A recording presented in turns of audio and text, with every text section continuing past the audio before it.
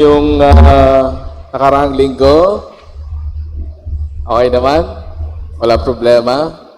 Kami ay nag-pilgrimage kahapon sa 8 simbahan sa ating diocese, yung mga Jubilee churches, sa mga 140 kami. At pinagpala kami ng Panginoon dahil ang lakas ng ulan. Diba? Sabi nila kapag umuulan, blessing yan. No? Lalo na kapag, syempre, mindset lang yon. So, my brothers and sisters, pangarap niyo bang pumunta sa langit? Yung bang inyong dahilan kung bakit po kayo nagsisimba? No? At gumagawa ng mabuti? At nagdadasal? Sinong gustong pumunta sa impyerno? Wala. No? Dahil alam natin na ang impyerno, nababasa naman natin sa salita ng Diyos, ay isang klase ng buhay na walang kapayapaan. Yun ang walang katapusang paghihirap. Yan ang bagay na ayaw nating mangyari. Pero gusto natin ay mapunta tayo sa isang lugar o kaya klase ng buhay na punong-puno ng kapayapaan ng puso natin. Na kahit sabihin natin marami yung mga challenges na dumarating, hindi natitinag yung kapayapaan sa loob ng puso sapagkat alam mong kasama mo ang Diyos. Amen? Yun po yung langit. So, kadalasan, ang picture na nakikita natin sa langit ay merong mga anghel, merong mga ulap, merong maliwanag na kalangitan. Tama po yun. Pero alam nyo, yun ay ini-stretch lang yung imagination natin kung ano yung langit. But heaven is more than that. No? It's more than that. Kumbaga, you cannot even imagine what heavens looks like if we compare it to the desire of our hearts. So kung kayo ay gustong pumunta ng langit, no, ay kailangan meron po tayong dapat gawin. At ang sinasabi ng Panginoon ay dapat ninyo itong seryosohin. Seryosohin natin itong ating pangarap na makapunta sa langit. At ngayon, ang ating Panginoon ay binibigyan niya tayo ng mga panuntunan kung paano tayo makapunta doon sa pamagitan ng kanyang pamamagitan ng pagiging disipulo natin sa Kanya. Noong panahon ni Jesus, kadalasan meron silang mga tinatawag na mga rabbis o mga teacher, tagaturo kung ano yung pananampalataya. Kapag ang iyong anak ay gusto mong matuto about the faith, ay dadalhin mo siya at sasabihin mo doon sa rabbi, pwede mo bang turuan tong anak ko para matuto siya tungkol sa ating pananampalataya? Kapag medyo malaki-laki ka naman na, sabihin mo, Rabbi, pwede ba akong maging estudyante mo? Gusto kong matuto sa iyong mga itinuturo. Gusto kong malaman kung ano yung ating tradisyon, yung ating pananampalataya, kung ano ang Diyos. So, dinadala o kaya pumupunta. Yan yung normal. Kadalasan ay tradisyon ng mga Jewish rabbis. Pero si Jesus, nung siya'y dumating dito sa mundo, kakaiba. Kasi yung mga 12 apostles na sumunod sa kanya ay hindi lang sila pumunta doon at sinabing, gusto naming maging disipulo mo, Jesus. Pero makikita natin at narinig natin sa kwento na isa-isa ay tinawag sila ng Panginoon. No? They were called by Jesus personally. Yun po yung kakaiba kay Jesus. Pag tumawag siya, personal. Kasi gusto niyang magkaroon ng personal na relasyon sa bawat isa sa atin. Kaya siguro nung ako'y tinawag, sa buhay na ito ay sabi niya, Ray, pumasok ka sa seminaryo kasi eventually gusto kong maging parish priest ka ng St. Benedict. At maaring narinig ko yon. Hindi ko man alam kung papaano, pero tumugon ako sa kanyang tawag. At ngayon ay ito. So ngayon meron na namang tawag ang Diyos sa akin na siguro malalaman ko lamang in later years na unti-unti ay akin ding sinusundan. Kaya pag tumawag ang Diyos, personal yan. Pero alam nyo, ang sabi doon is, many are called but few are chosen. Ano pong ibig sabihin doon? Lahat po tayo ay tinatawag ng Diyos. No? Pero, merong mga tinawag ng Diyos para sa importanteng mga misyon sa simbahan. So lahat tayo ay bininyagan bilang mga Katoliko Kristiyano, pero bakit meron siyang ginawang mga pari na sila ang nagbibinyag? Ibig sabihin, they were chosen by God Himself.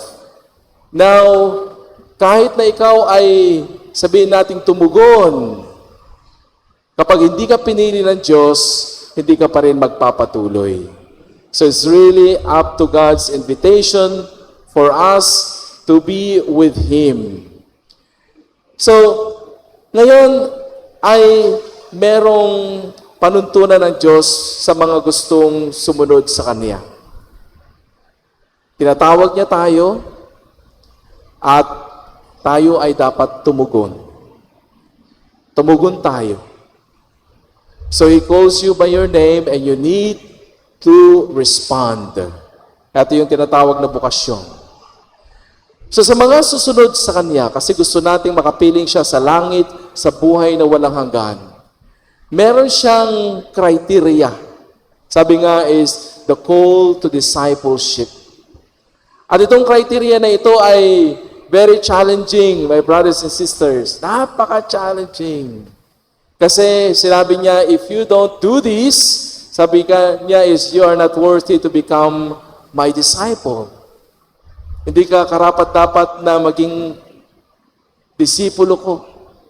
At ano yung criteria number 1 na sinabi ng Panginoon? Narinig niyo ba yan sa gospel kanina?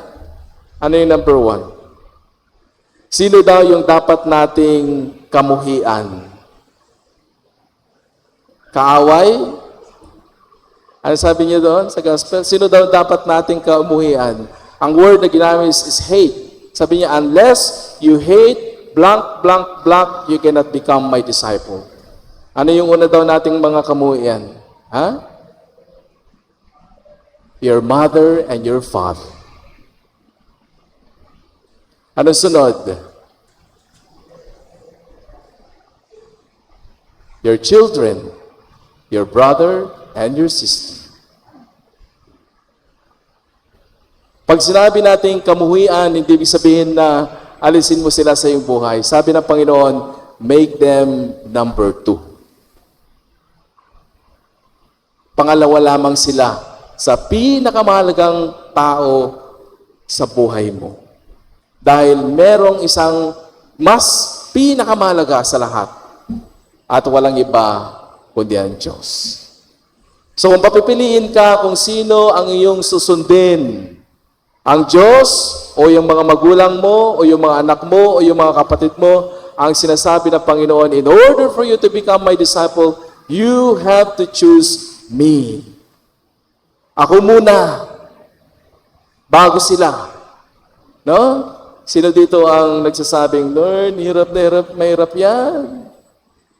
Kasi in reality, we give everything to our family. Nagtatrabaho tayo ng 8 oras isang araw, 5 days a week, minsan yung iba 7 days a week, for the family. Walang panahong magsimba, magdasal kasi busy sa pamilya. Pero sabi ng Panginoon, you're not worthy to become my disciple if they are your number 1. I am your number 1. In order for you to come to heaven. That's number 1, na tawag ng Diyos. Pangalawa, na medyo mas mahirap at mas challenging again. Not only hating your family, ang sabi niya, you should hate your own life as well.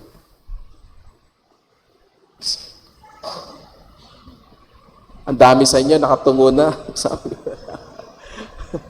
Ang hirap na ngayong gawing number 2 yung anak ko, yung pamilya ko. Ayun, Lord, pati ba naman buhay ko, gagawin kong number 2 para lamang ikaw'y maging number 1? Sabi ng Panginoon, masakip ang pintuan papuntang langit. Hindi lahat nakakalusot dahil they don't have the courage and endurance to push and persevere. So, sino sa inyo ang gustong pumunta langit? Lahat tayo gusto. Sino yung gustong gawing number 1 si Lord? Meron po sa inyo ay nag-aalangan. Pero gusto kong sabihin sa inyo na this is possible. Posible to. Marami po tayong mga misyonero. Ang Pilipinas ay naging Katoliko-Kristiyano dahil sa mga misyonerong galing sa ibang bansa. Mga Espanyol, mga Portuguese. Alam nyo, noong unang panahon, di ba, 500 years ago, wala pa namang mga emails, walang eroplano, no? Wala lahat yan. Once ng isang misyonero ay pumunta sa ibang bansa, ang laki ng posibilidad na mamatay siya sa dagat, o kaya hindi na siya makabalik sa kanyang pamilya. So when you become a missionary during the time of the first missionaries who came to the Philippines, nung sila'y lumulan sa barko na yon, sinabi na rin nila sa kanilang pamilya, huwag nyo na kaming aasahang babalik. So, it's possible na uunahin mo ang Diyos kesa sa iyong sarili. It's possible na unahin mo ang Diyos kesa sa iyong pamilya. Marami po tayong mga santo na inuna ang Diyos kesa sa kanilang pamilya, kesa sa kanilang sarili. At ngayon, masabi natin that they're chosen by God.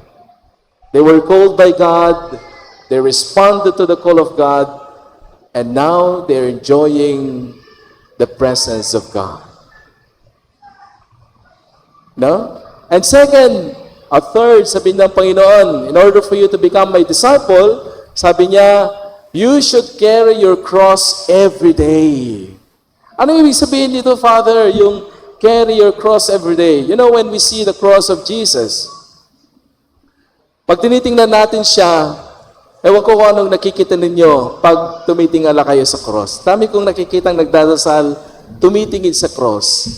Hindi ko alam kung nakikita nyo talaga si Jesus o kaya gusto niya lang marinig kayo ni Jesus. Hindi ko alam. Depende sa inyo. Pag nakatingin kayo sa cross na ganyan, sinasabi niyo ba na, Panginoon, salamat at sa sakripisyong binigay mo sa mundo, nagkaroon ako ng pagkakataong makapasok sa langit. O kaya pag tumitingin ka sa cross, sabi, Lord, please, tulungan mo naman yung pamilya ko. Pagalingin mo naman yung mga sakit ko. Sige na. Alin kayo doon? Pwedeng dalawa. Minsan, mas nagiging prominent yung pagtingin natin sa tunay na mensahe ng cross pag Holy Week. Pero pagkadalasan, di natin nakikita yon. Ang nakikita natin ay yung ating mga pangangailangan. At alam natin na pag tayo nagdasal, ay pangarap natin sana ay pakinggan ito ng Panginoon. So sabi ng Diyos, carry your cross every day. Ano ibig sabihin nito? In order for us to become His disciple, sabi niya, when you say, carry your cross every day, prepare to be crucified just like me. Yun pong ibig sabihin nun. Prepare to be crucified just like me. Kapag tinignan mo ang Panginoon, He doesn't have money. He doesn't have power. He is naked. At yan ang gusto ng Panginoon sa atin. Sabi niya, to remove all these things in your life, power, money, and honor.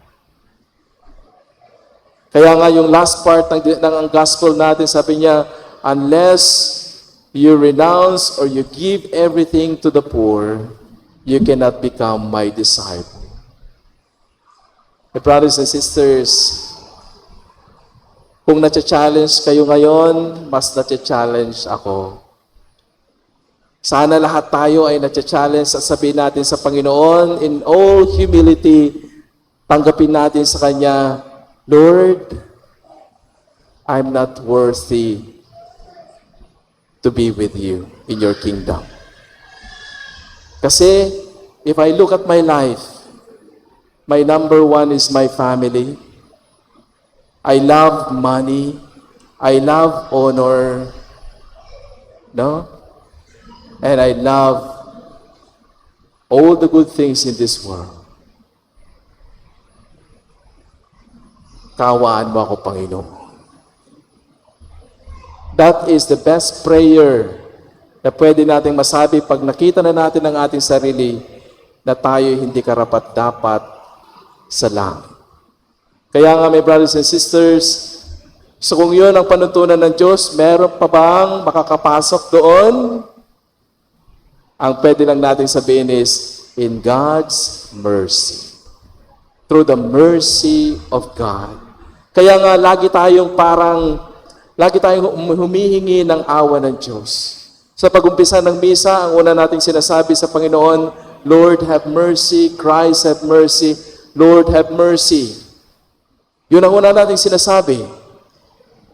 And you know, the good news about that is that after we receive that, pipila kayo dito sa communion. Pipila tayo sa communion. And that is the manifestation. Sabihin natin dito, pinapahayag ng Diyos na, yes, you are not worthy, but I chose you. Bibigay ko sa iyo ang aking katawan, ang aking dugo, for you to have eternal life. You don't deserve it, but in my mercy, I chose you. I want you to be with me in my kingdom. So let's pray for one another, that God will strengthen us to give us that mercy, that the gift of heaven for all His children.